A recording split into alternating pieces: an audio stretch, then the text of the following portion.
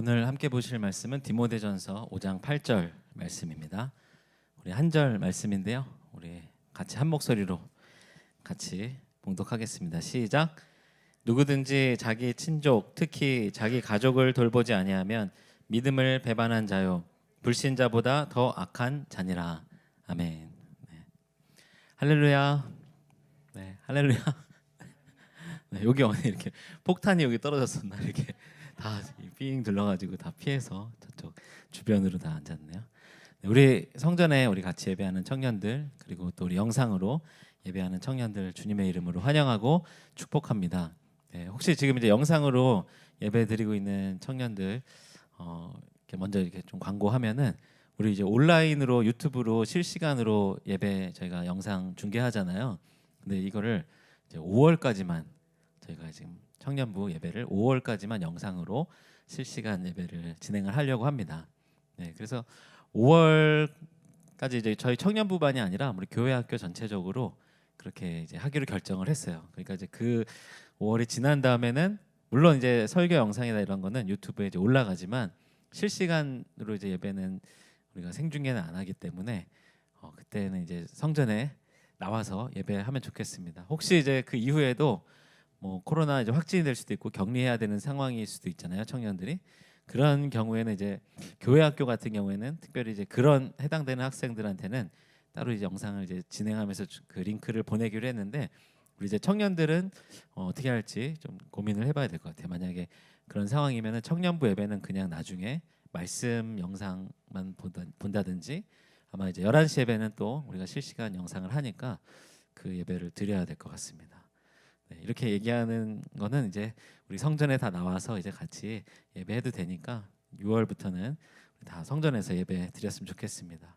그리고 또 이제 광고를 하면 다음 주에 우리 청년부 오래간만에 이제 또 야외 나들이를 갑니다.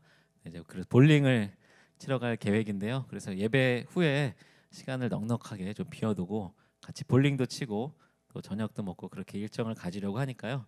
그렇게 생각해 주시고 또 뭐 아까 제가 만나는 청년들한테 그런 얘기를 하고 있는데 공이 있는 사람들 네, 네, 가져오지 말라고 네, 네, 볼링장에 다 있으니까 네. 네. 그리고 계속 몇 가지 광고를 지금 예배 말씀 전에 좀 미리 다 많이 할게요. 우리 그동안 우리 청년부 간사로 열심히 섬겨주셨던 우리 서영빈 간사님이 이제 다음 주부터는 유치부 전도사님으로 부임을 하세요. 네, 우리 저희 이제 교회 이 내부 안적으로 우리 유치부 오려아 목사님이 목사 안수를 받으시고 이제 조금 있으면 중국으로 선교사로 이제 파송을 받기 때문에 이제 원래 사실은 그럼 이제 유치부 이어서 영빈 전도사님이 이제 사역을 하는 걸로 준비를 하고 있었어요. 근데 이제 그게 시점이 언제쯤으로 할까 이렇게 하다가 이제 다음 주에 이제 유치부를 이제 부임을 하게 됩니다. 네, 그래서 청년부는 다음 주에 우리 볼링 치고 저녁 먹고 이런 모임 시간 통해서 이제 영빈 간사님 송별 모임도 같이 이제 겸해서 진행을 하려고 합니다. 네. 그리고 오늘부터 저희 샘터를 시작해요. 우리 지난주에 연합샘터 생일 축하했는데 오늘부터는 우리 두 그룹으로 나눠 가지고 예배 후에 또 샘터 모임을 하겠습니다. 오늘 좀 뭐 간단하지만 알찬 그런 프로그램이 준비되어 있으니까 꼭 우리 예배 끝나고 모임 같이 하고 가면 좋겠습니다. 네, 우리 지난 한 주 잘 보냈어요. 네. 네, 어떻게 보냈나요? 5월 어린이날 선물도 받고 놀이공원도 가고 네. 그리고 오늘은 어버이 주일 겸 이제 어버이날이에요. 물론 이제 우리 청년들 어버이날은 뭐 이렇게 챙기는 청년들이 있을 것 같은데 저는 개인적으로는 굉장히 바쁜 이 5월 초를 보내고 있습니다. 네. 물론 저희 집에 이제 아직 어린이가 3명이 있어가지고 어린이들도 챙겨야 되는데 저희가 부부가 좀 계산을 해봤어요. 계산을 해보니까 저희 가정에 첫째가 태어난 이후로 막내가 6학년이 끝나는 그때까지 생각해 보니까 22년간 저희 집에 어린이가 있다는 걸 깨닫게 됐습니다. 네. 네, 그래서 어린이날을 이제 저희도 이번에 알차게 이제 보냈는데 그 아이들 이제 장난감을 이제 사주려고 이제 그 마트에 가서 장난감 이제 막 근데 그 마트에 사람들이 막 엄청 많더라고요. 아이들 데리고 온 가정도 그렇고 그 데이트하는 뭐 젊은 커플들도 그렇고 근데 이제 엘리베이터를 탔는데 한 커플이 그렇게 이야기를 나누는 걸 들었어요. 오늘 왜 이렇게 여기 애들이 많은가 했더니 어린이날이네라고 얘기하더라고요. 네, 그러니까 아마 이제 우리 청년들도 비슷할 것 같은데 우리 젊은 청년들은 뭐 어린이날 생각 못하고 아 내일 휴일이다, 내일 노는 날이다 이렇게 생각하고 뭐 약속을 잡거나 데이트하거나 했을 텐데 네, 어린이날이 굉장히 바쁘게 지낸 사람들이 있었답니다. 네, 아무튼 오늘 그래서 어버이 주일이기도 하고 5월 가정의 달이기도 해서 좀 가정과 관련된 그런 말씀을 좀 나누려고 해요. 매년 이 어버이 주일 때마다 제가 이 그 부모님을 공경하는 것, 그 어버님, 어머님에 대한 어버이에 대한 이런 이야기들 말씀을 나눴는데 오늘은 조금 전체적으로 하나님이 기뻐하시는 가정이라고 하는 제목으로 좀 말씀을 나누려고 합니다. 사실 우리가 가정에 관한 그런 말씀들은 계속 종종 듣게 되는데 뭐 이렇게 절기에도 듣게 되고 그런데 이 가정은 사실 하나님의 창조의 원리와 굉장히 밀접하게 관련이 있습니다. 하나님이 처음에 이제 창조하시고 첫 번째 인간 누구를 만드셨죠? 네, 아담. 그리고 그 다음에 아담의 그 혼자 지내는 것을 보시면서 아 이렇게 하면 안 되겠구나라고 생각하신 하나님이 드디어 이제 가정을 이루게 하시는데 하와를 만드십니다. 그래서 어떻게 하와를 만드셨죠? 창세기 말씀상으로는 네, 이제 아담의 갈빗대로 여자를 만드시고 그리고 그 둘이 하나가 되게 하셨다라고 하는 그 말씀이 기록되어 있습니다. 그러니까 하나님이 그냥 아담 너 심심하겠다 그냥 그런 차원에서 이제 여자를 창조하신 것이 아니라 사실은 그 아담과 하와를 통하여서 하나님이 생각하시는 이 땅의 그 가정의 그 창조의 원리를 지금 계획하시고 이제 남자와 여자를 만드신 것이죠. 그런데 이제 그렇게 지내다가 결국에는 이들이 에덴 동산에서 쫓겨나게 되잖아요. 그리고 나서 이제 사실 이 가정에 아이들이 태어나게 됩니다. 그래서 가인과 아벨 아이들이 태어나게 되는데 근데 이제 이 두 형제 간에 또 불화가 있었죠. 네, 형이 동생을 죽이게 되는 그런 사건이 있었는데 그런데 어떻게 보면 이 가인과 아벨이 태어나도록 그런 과정들이 있을 수 있었던 이유는 하나님이 이 아담과 하와에 대해서 이 가정에 대해서 포기하지 않으시고 그들의 죄를 선악과를 따먹고 하나님의 말씀을 어기면 정녕 죽을 것이다라고 말씀하셨는데 하나님이 그 말씀하신 것을 파기하시고 이 둘을 용서하시고 그들에게 또 용서의 증거로 생명의 증거를 삼아 주셨는데 그래서 이제 가정을 이루고 그들이 자녀를 낳게 된 거죠. 그런데 그 자녀들 간의 불화로 형이 동생을 죽이게 됐어요. 그러면 이제 하나님이 또 노하셔서 가인을 죽이셔도 마땅한데 하나님 그렇게 하지 않으셨습니다. 그리고 혹시라도 어딘가 다른 사람들에서 가인이 죽임을 당할 것도 걱정하셔서 절대로 그렇게 하지 못하도록 하나님이 막으셨습니다. 그렇게 하신 이유 중에 또 중요한 것은 성경에 보게 되면 하나님께서는 자식들을 향하여서 여호와의 기업이다. 그리고 태의 열매는 그의 상급이다. 시편 말씀에 이런 말씀을 기록하고 있습니다. 그러니까 이 자녀들 물론 가인과 같은 자녀도 뭐 동생을 죽이는 그런 끔찍한 죄를 범하긴 했지만 하나님께서 주신 아담과 하와에게 주신 태의 열매였고 상급이었어요. 그리고 이 모든 과정들이 이제 지나가면서 결국에는 이제 셋이라고 하는 셋째를 주시고 또 거기에서 이제 계속해서 이제 그 자녀들이 민족을 이루어 가게 되는데요. 그런데 그럼 이제 가인과 아벨 그 형제 간의 관계에서 또 보게 되면은 동생을 죽인 형 용서받기 참 어려운 죄잖아요. 그럼에도 불구하고 하나님은 용서하셨죠. 물론 그에 대한 징계를 주셨지만 그런데 죽지 않도록 지키셨고 또 계속해서 그 아담과 하와의 가정이 그 가정을 이루어갈 수 있도록 하나님이 또 역사하십니다. 그런데 이 창세기 역사에서 보게 되면은 이 형제 간에 굉장히 또 어려운 다툼이 있었던 물론 여러 가지 이제 성경에 보게 되면 여러 사건들이 있지만 창세기에 대표적으로 나오는 사건이 이제 계속 그 창세기의 형제들 간에는 다툼이 계속 일어나요. 그런데 우리가 요셉의 이야기를 잘 알고 있지만 요셉의 형들이 요셉을 이제 팔아넘기죠. 그럼 이제 그 이야기들을 우리가 쭉 보다가 나중에 이제 요셉이 애굽에서 총리가 되고 또 이스라엘의 흉년이 들어서 형들이 다 이제 요셉이 총리인 줄 모르고 그 앞에 와서 엎드려서 이제 식량을 얻어가려고 하잖아요. 근데 그 형이라는 것을 알아본 요셉이었지만 요셉이 어떻게 했어요? 조금 이제 그 성경을 자세히 보게 되면 약간 좀 골탕 먹이는 것 같은 그런 스토리들도 좀 있지만 결과적으로 요셉이 그 형들을 용서합니다. 그러면서 했던 이야기가 당신들은 나를 해하려 했으나 하나님은 그것을 선으로 바꾸사 오늘과 같이 많은 백성의 생명을 구원하게 하려 하셨다라고 이야기하면서 형들이 나를 그렇게 한 것도 물론 하나님께서 그 안에서 역사하셔서 지금의 이런 일들이 일어나고 있는 것입니다라고 하면서 용서합니다. 그러니까 하나님께서는 이 창세기에 나오는 이 가족의 그 탄생부터 그 모든 가족이 민족을 이루어가는 과정 중에서 가족 간에 일어나게 된 여러 가지 그런 상황들, 그 안에서 어떻게 어떤 마음으로 또 용서하고 화해하고 또 그 안에서 또 어떻게 이 가족을 계속 하나님 보시기에 기뻐하시는 가정으로 이루어 갈 것인지 그런 말씀들이 계속 이제 많이 등장을 해요. 그러면서 이제 결국에는 그 어떻게 보면 아브라함부터 이어지는, 그래서 야곱, 이스라엘이라고 부르는 야곱의 자녀들이 한 사람 한 사람 이스라엘이 지파가 돼서 큰 민족을 이루게 하시는데, 이건 역시 이제 아브라함에게 주셨던 약속이고 또 야곱, 이스라엘에게 주셨던 약속을 이루어 가십니다.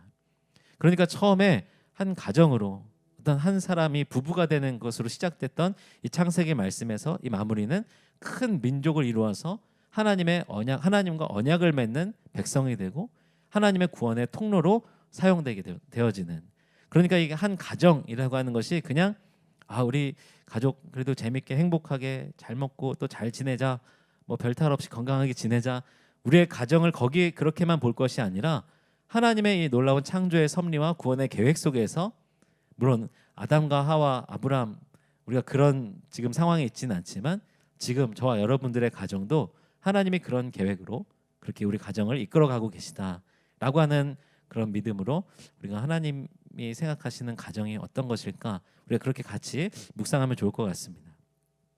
그런데 여러분들 신앙생활 하면서 물론 이 교회에서 가정에 대한 말씀 들으면서 제가 이제 많이 했던 설교 중에 하나도 이제 부모님을 공경하는 것, 가족을 사랑하는 것, 뭐 그런 말씀들 우리가 많이 나눴습니다. 뭐 모르는 이야기가 아니죠. 우리 청년들, 저도 그렇고. 그런데 그것을 사실은 실제로 우리가 잘 알고 있지만 그렇게 해야 되는 그 순간에 그렇게 말하고 행동하는 것이 참 어려워요.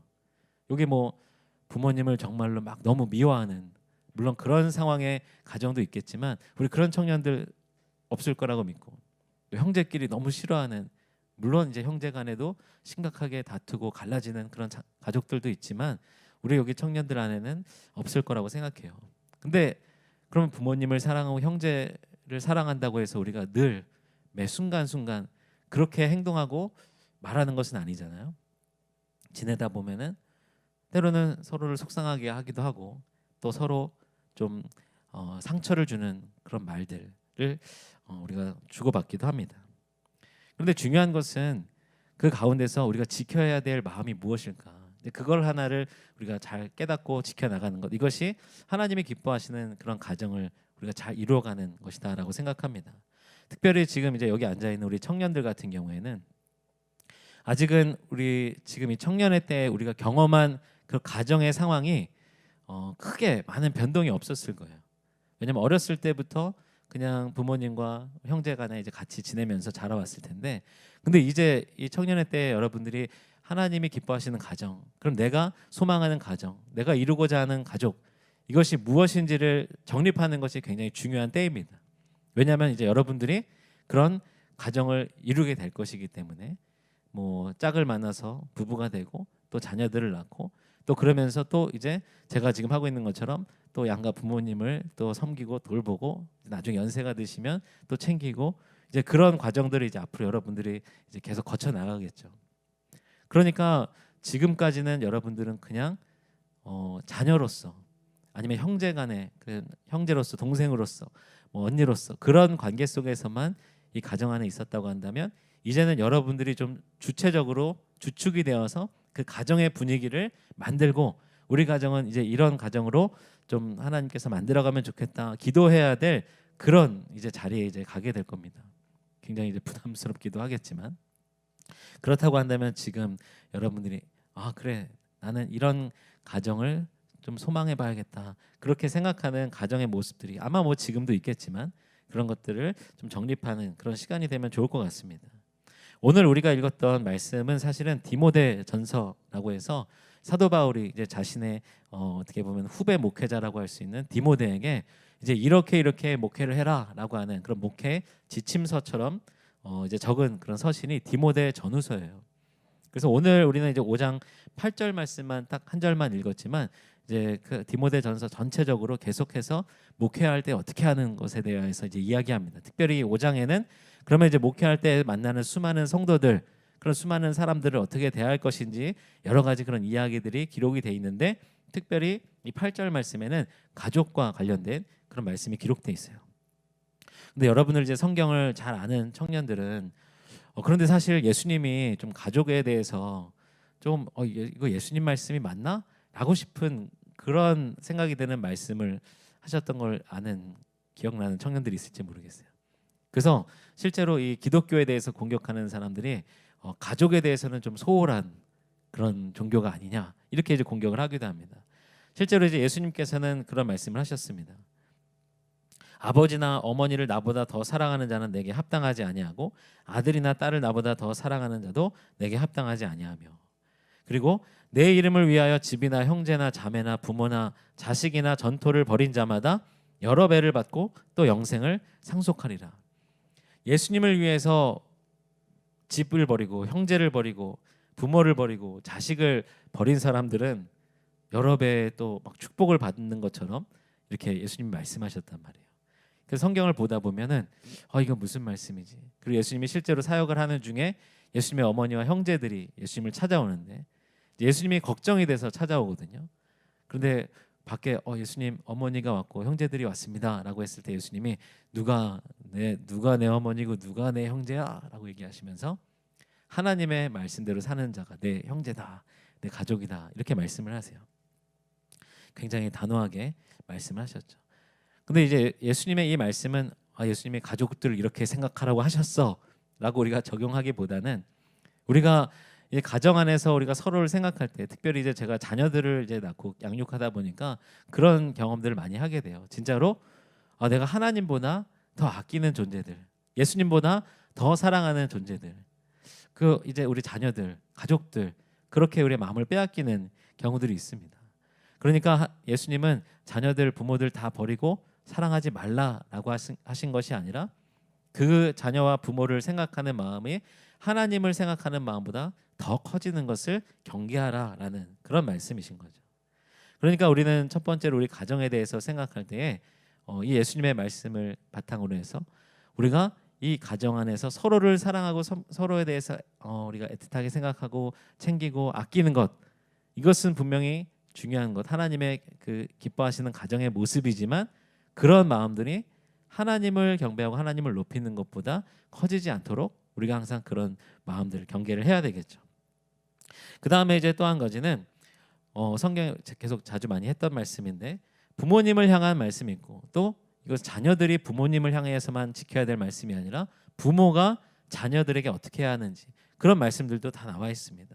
이제 여러 구절들 있지만 뭐 한 가지씩만 소개하면 자녀들아 주 안에서 너희 부모에게 순종하라 이것이 옳으니라 내 아버지와 어머니를 공경하라 이것이 약속이 있는 첫 계명이니 약속이 있는 첫 계명 이것도 제가 재작년인가 우리 어버이 주일에 말씀 나눴던 것인데요.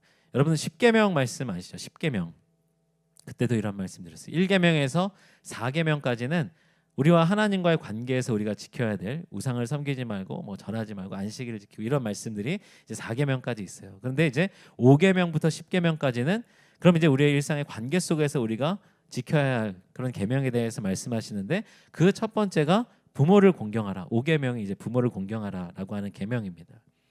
오늘 이 에베소서 제가 조금 전에 읽었던 말씀이 에베소서 6장의 말씀인데 약속에 있는 첫 계명이다라고 이야기하면서 어머니를 공경하라, 아버지를 공경하라라고 말씀하신 거죠. 그러니까 우리가 하나님과의 언약을 맺는 것에서 하나님이 하나님과의 관계에서 지켜야 될 것 말고 우리가 이 땅 가운데 살아가면서 우리의 모습, 우리의 어떤 행함을 통하여서 우리가 언약을 지켜나가는 것을 하나님이 확인하실 수 있는 가장 중요한 우리의 모습은 우리가 부모님을 제대로 섬기고 공경하느냐라고 하는 것입니다. 아까도 말씀드렸지만 그럼 자녀들만 부모님을 향하여서 이렇게 하는 것이 아니라 마찬가지로 부모님들 에베소서 6장 4절 말씀에 아비들아 너희 자녀를 노엽게 하지 말고 오직 주의 교훈과 훈계로 양육하라. 분명히 부모들에게도 어떻게 자녀들을 대할 것인지 분명하게 말씀으로 기록하고 있습니다. 그런데요, 우리 아까 이제 창조의 원리대로 하나님께서 우리 가정을 이루시고 또 우리가 가정에 또 하나님께서 우리 구원의 약속을 이 가정을 통하여서 이루어 가신다라고 이제 말씀을 나눴는데요. 그런데 우리의 이제 가족들을 보게 되면 우리가 생각하는 일반적인 그런 가족의 어떤 부모와 자녀의 관계라든지 그런 일반적인 모습이 아닌 경우들이 있어요. 가정 안에 굉장히 심한 불화가 있고 또 부부간의 갈등이 있고 가정의 폭력이 있고 또 아동의 학대가 있고 이런 가정들 우리가 뉴스를 통해서도 보게 되잖아요. 그러니까 하나님께서 말씀하신 이 가정에 관한 내용들 우리가 이것을 기억하면서도 우리가 주변에 혹시 그런 가정들이 있을 때 우리가 그냥 그래도 부모를 사랑해야지, 그래도 형제를 사랑해야지, 그래도 용서해야지 라고 다른 가정 이런 상황에 있는 그런 사람들 아니면 그런 우리가 꼭 관계가 없더라도 그런 상황에 있는 사람들에 대해서 판단하고 이야기하는 것은 굉장히 조심스러운 부분이에요. 왜냐하면 분명하게 또 이제 지금 우리 사회 안에서 법적으로 어떤 조치가 취해져야 되는 그런 가정들도 있기 때문입니다. 제가 이제 이런 말씀을 드리는 것은 그냥 부모님을 사랑하라, 형제끼리 사랑하라, 용서하라 라고 하는 이런 말씀이 제가 성경에 나와 있는 것으로 그냥 선포하고 있지만 그러나 그것이 적용하기 굉장히 어려운 상황 가운데 있는 가정 안에서는 이 말씀이 그냥 성경에 적혀 있는 그런 말씀으로만 느껴질 수 있기 때문입니다. 하지만 그럼에도 불구하고 그런 상황에 있는 주변에 누군가가 있다고 한다면 우리는 그런 이야기는 할 수 있습니다. 이 상황에서 우리가 시험에 들지 않도록 그리고 우리가 하나님이 기뻐하시지 않는 그런 죄를 범하지 않도록 그렇게 우리를 지키도록 기도하자라고 하는 것 이것이 가능한 것 같아요. 근데 이제 또 그렇게까지 제가 뉴스에 나오는 이런 사건처럼 심각하진 않아도 우리의 가정 안에 그러면 아무런 갈등이 없습니까? 아무런 불화가 없습니까?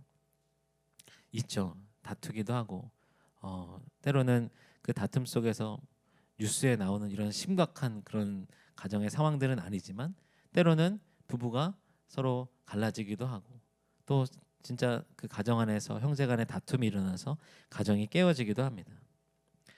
그런 상황 가운데 만약에 우리가 있다고 한다면 만약에 자녀로서 지금까지 청년으로 지내면서 아이들 뭐 이렇게 중고등부 시절을 보내는 가운데 우리 가정에서 그런 상황들이 벌어지게 되면 아마 적극적으로 그 상황들을 수습하는 역할을 하기가 어려웠을 거예요.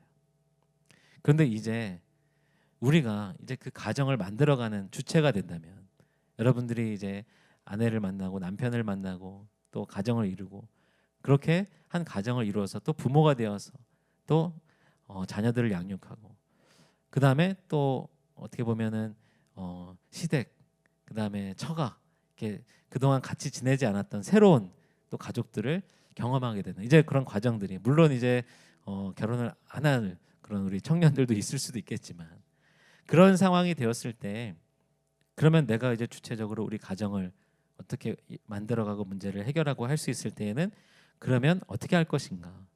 결국엔 그 안에서는 내가 더 희생해야 되는 것이고 내가 더 섬겨야 되는 것이죠.